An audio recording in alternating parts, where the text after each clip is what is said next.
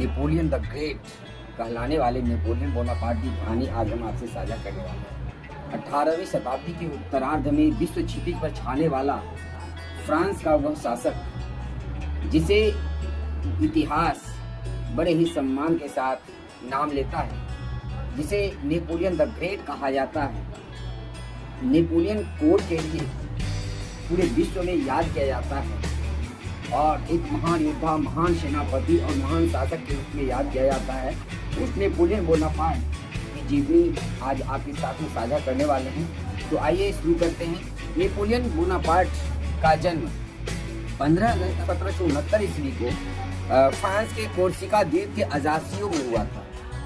इनके पिता का नाम कार्लो मारियो बोनापार्ट और माता का नाम मारियो लेटेजिया रोमालिना था। नेपोलियन बोनापार्ट की शिक्षा दीक्षा सैन्य अकादमी में हुई थी और बहुत जल्द ही नेपोलियन बोनापार्ट सैन्य अधिकारी के रूप में, तोपखाना अधिकारी के रूप में सेना में बहाल हुए। फ्रांस की राज्य क्रांति के बाद अपनी प्रतिभा और अपनी योग्यता के चलते लगातार प्रोन्नति को पाते हुए वह सैन्य कमांडर के रूप में नियुक्त किए गए।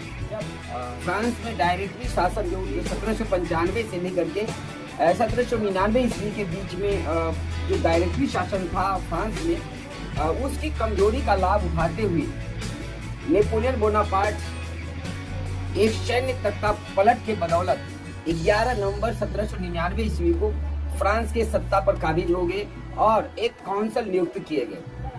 18 मई 1804 ईस्वी को नेपोलियन बोनापार्ट अपने आप को फ्रांस का सम्राट घोषित कर दिया। ठीक इसी वर्ष 1804 ईस्वी को ही नेपोलियन ने अपनी प्रसिद्ध नागरिक संहिता, जिसे सिविल कोड ऑफ 1804 कहा जाता है और जिसे नेपोलियनिक कोड भी कहा जाता है, वह दुनिया के सामने प्रस्तुत की। और वह शासन का एक ऐसा सिद्धांत था, एक ऐसा कानून उन्होंने लाया जिसको आज भी दुनिया के विभिन्न देश फॉलो करते हैं। इसने नेपोलियन बोनापार्ट को फ्रांस सहित यूरोप के अन्य देशों में भी काफी ज्यादा पॉपुलर कर दिया। क्या था नेपोलियनिक कोड, इसे भी समझना बहुत जरूरी है। देखिए 1804 ईस्वी में जो नेपोलियनिक कोड लागू हुआ था, उसमें जो कुछ प्रमुख बातें थी, उसमें सबसे पहली बात थी कि कानून के समक्ष सभी नागरिकों को एक समान घोषित किया गया था। आपको पता है कि फ्रांस की राज्य क्रांति का प्रमुख आधार जो था, प्रमुख नारे थे, वो इक्वलिटी, लिबर्टी एंड फ्रेटर्निटी था। तो इक्वलिटी सबको मिल गया। यह बहुत वहाँ के लोगों का जो फ्रांसीसी राज्य क्रांति के नारे थे वह भी फुलफिल हो रहा था। यानी क्रांतिकारी सरकार के अनुसार ही इन्होंने अपने नागरिक संहिता को बनाया था। दूसरी, इसमें नागरिकों के संपत्ति के अधिकार भी बहाल किए और ये भी काफी महत्वपूर्ण सुधार था। इसके बाद पूरे देश में नाप तौल की एक समान व्यवस्था की थी। साथ साथ नेपोलियन बोनापार्ट ने पूरे देश के लिए एक करेंसी, एक ही मुद्रा का प्रचलन किया था। इस तरह से जो सुधार किए गए थे, ये सारे सुधार क्रांतिकारी सरकार के आदर्शों की तरह ही थे, इसलिए जनता में ये काफी लोकप्रिय हुए। फ्रांस के अगल बगल के भी जो देश थे वह नेपोलियनिक कोड से वहाँ के लोग काफी प्रभावित थे और वह नेपोलियन को हार्बिंगर्स ऑफ लिबर्टी समझते थे। जब वह युद्ध के लिए आगे बढ़ रहा था तो उस देश की सेना, चाहे बेल्जियम हो, हॉलैंड हो या स्विट्जरलैंड हो, वहाँ पर उनका स्वागत किया जाता था। नेपोलियन बोनापार्ट का एक पक्ष तो ये था, लेकिन इसके दूसरे पक्ष भी थे।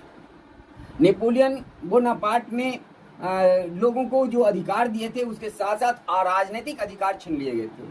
प्रेस की स्वतंत्रता को खत्म कर दिया गया था और सेना में जबरदस्ती लोगों को बहाल किया जा रहा था, जिसके कारण जो लोग पहले नेपोलियन को मुक्तिदाता समझते थे, अब वो लोग नेपोलियन बोनापार्ट के खिलाफ हो गए और उनसे उनका मोह भंग हो गया था। तो ये तो एक पक्ष हुआ कि नेपोलियन का जो राजनीतिक या एक शासक के रूप में जो योगदान है विश्व को, 1804 ईस्वी के सिविल कोड यानी नागरिक संहिता, उसके बारे में आप समझ चुके हैं। और वह एक डिक्टेटर के रूप में जिस तरह से अपने आप को मजबूत किया और जिस तरह से उसकी महत्वाकांक्षा पूरे यूरोप को जीत करके और यूरोप में राष्ट्रवाद की लहर को पैदा किया था वह भी महत्वपूर्ण था। नेपोलियन बोनापार्ट 1803 ईस्वी से लेकर के 1815 ईस्वी तक लगातार युद्धों में लगा रहा।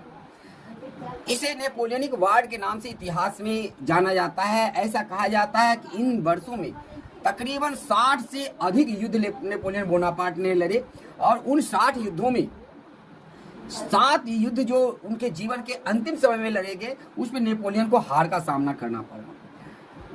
नेपोलियन का अंतिम युद्ध वाटरलू का युद्ध था, जो ऑस्ट्रिया, रूस, ब्रिटेन, प्रशिया की संयुक्त सेना के खिलाफ लड़ा गया था बेल्जियम के वाटरलू नामक जगह में। इस युद्ध में नेपोलियन अंतिम रूप से नेपोलियन की हार हुई और नेपोलियन को गिरफ्तार करके अटलांटिक महाद्वीप के सेंट हेलेना द्वीप पर भेज दिया गया, जहां उनकी मृत्यु 5 मई 1821 ईस्वी को हो गई। तो ये तो नेपोलियन के जीवन की एक संक्षिप्त विवरण था। अब हम आपको इससे बताएंगे नेपोलियन दुनिया के सबसे महान शासक क्यों कहा जाता है। नेपोलियन एक दृढ़ प्रतिज्ञ व्यक्ति था। नेपोलियन कहता था कि हमारे शब्दकोश में असंभव नाम का कोई शब्द नहीं है। उन्होंने उसका कहना था कि हमें हमेशा एफएनओ ट्रेडिंग अगर सही से करनी हो तो सही इंफॉर्मेशन होना भी बहुत जरूरी है, इसलिए मैं यूज करता हूं ग्रो। ऑप्शन चेन से अपने ऑर्डर्स डायरेक्टली प्लेस करें, प्लस आप सिंगल स्क्रीन पे ओपन पोजीशंस और लाइव प्रॉफिट एंड लॉस भी ट्रैक कर सकते हैं। Download grow now.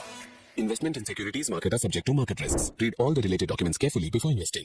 विवेक जी, मैं आज पहली बार आपसे मिला। मैंने बहुत सुना आपके बारे में, देखा भी, अच्छा है।